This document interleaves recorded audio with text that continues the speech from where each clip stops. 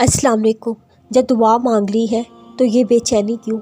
صبر کرنا مشکل ضرور ہے، مگر جب یہی دعائیں تمہارے سامنے پوری ہوں گی تب تم خود کہو گے کاش ساری زندگی صبر ہی کرتے۔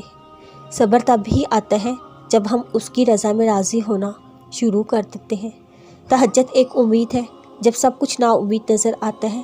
تہجد تو اللہ کو اپنا بہترین دوست بنانے کا سب سے بہترین ذریعہ ہے۔ جو راستہ اللہ تمہارے لیے چن لیتا ہے بس وہی راستہ سب سے بہترین ہوتا ہے۔ اس راستے پہ آنکھ بند کر کے چلنا شروع کر دو۔ کسی کا ساتھ ملے نہ ملے اللہ کا ساتھ لازم ہے۔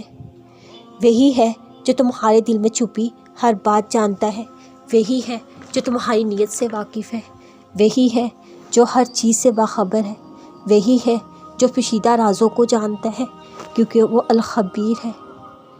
تہجد کا سجدہ کوئی عام سجدہ نہیں، اس تک پہنچ جانا کوئی عام بات نہیں۔ اگر اللہ نے تم کو اس سجدے تک رسائی دی تو سمجھ جاؤ قبولیت کی گھڑی اب نزدیک ہے۔ دعائیں تو صبر مانگتی ہیں، جب ہم صبر ہی نہیں کریں گے، دل میں تڑپ نہیں رکھیں گے تو کیسے کھولے گا وہ قبولیت کے در؟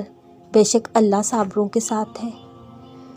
اگر موت سے چاہتے ہو تو اللہ کی قدرت پر، اس کے فیصلوں پر، اس کی رحمت پر اندھا اعتماد کر لو۔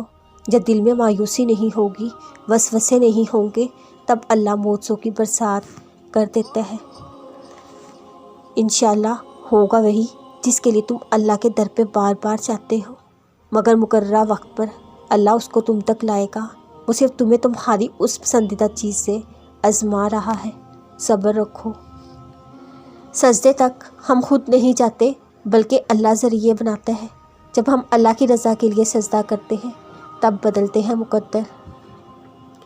جس نے دعا کرنا سکھائی ہے تو کیا وہ تمہاری دعاؤں پر کن کہنے پر قادر نہیں ہے؟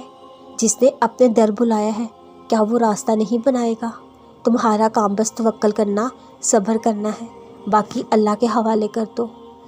تہجد پڑھنے والوں کے لیے تو اللہ غیب سے راستے نکالتا ہے۔ اللہ آزمائشوں سے گزار کر تمہیں اپنی طرف لاتا ہے۔